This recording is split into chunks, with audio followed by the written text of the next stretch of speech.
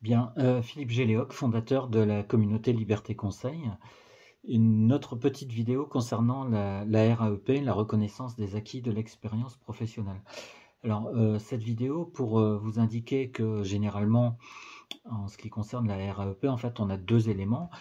Premier élément, c'est quoi? C'est d'un côté, en fait, le candidat, on va dire nous, les candidats, et puis en face, on a les membres du jury. Alors, ça signifie quoi? Alors, soit membre du jury, soit, si on est dans le cadre de l'écrit, soit lecteur de notre dossier de RAEP, de notre rapport d'activité, par exemple.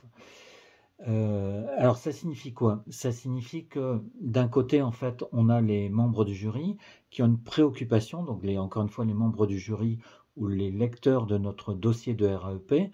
En tout cas, on a donc en gros l'administration, en tout cas ceux qui représentent l'administration, qui sont par exemple des jurys de concours, ou ceux qui sont lecteurs de notre dossier.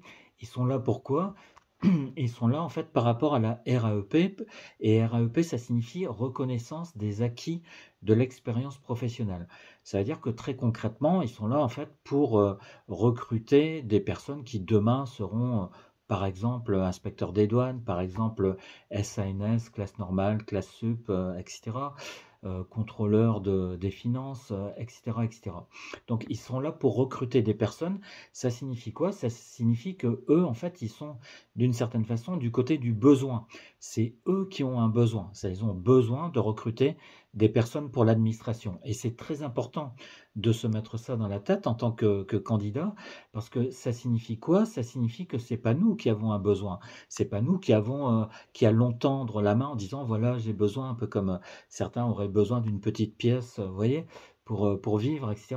C'est pas nous qui devons faire la charité, vous voyez. C'est pas nous qui devons attendre quelque chose parce que nous aurions des besoins.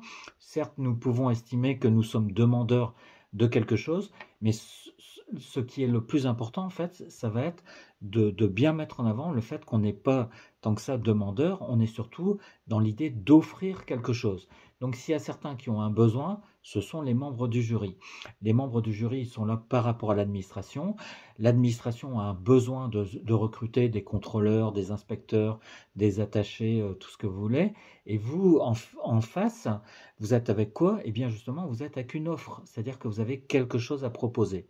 Et c'est extrêmement important en termes de stratégie de présentation de soi, de se présenter comme la personne qui a quelque chose à offrir. Vous voyez, si vous venez simplement avec votre besoin, etc., que vous allez mettre en avant, voilà, monsieur, madame, j'aimerais bien accéder à tel type de poste, à tel type de fonction, vous vous placez en quelque sorte en position d'infériorité. Vous voyez, vous êtes en train de demander tout là-haut que quelque chose, pour ainsi dire, vous tombe du ciel, etc. L'idée, c'est pas d'attendre quelque chose qui tombe du ciel.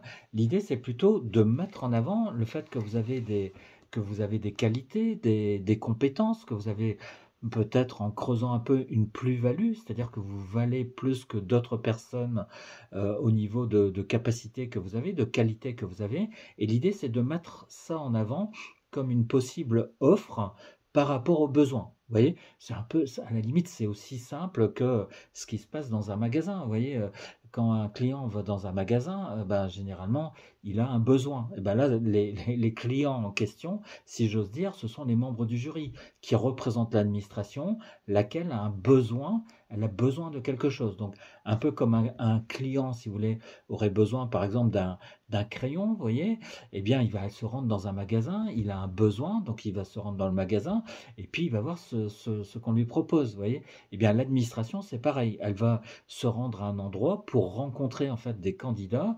Elle vient avec son besoin et puis elle va voir ce que les candidats ont à offrir. Et alors du coup, c'est un peu pareil, vous voyez, comme l'histoire du client, quoi.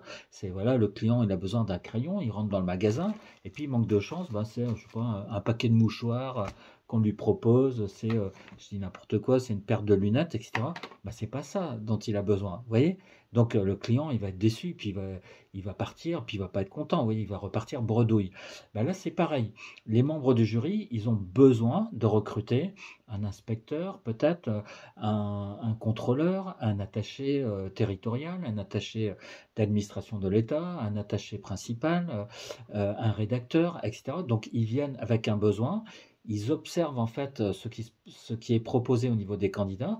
Globalement, c'est quoi l'offre? Qu'est-ce qui est proposé?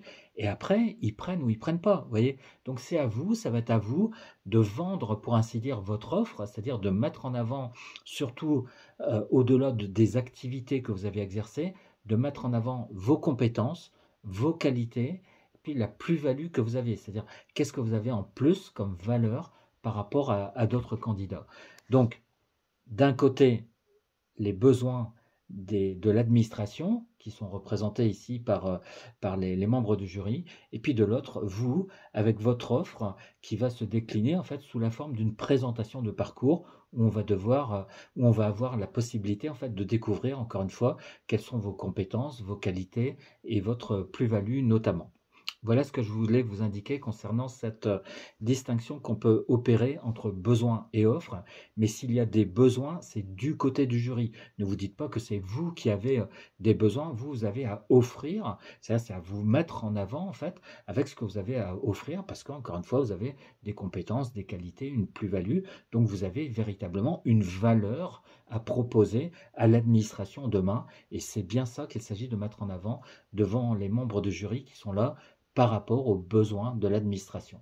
Donc retenez bien cette distinction-là et retenez bien que vous êtes du côté de l'offre et pas du côté du besoin. À très bientôt pour d'autres vidéos.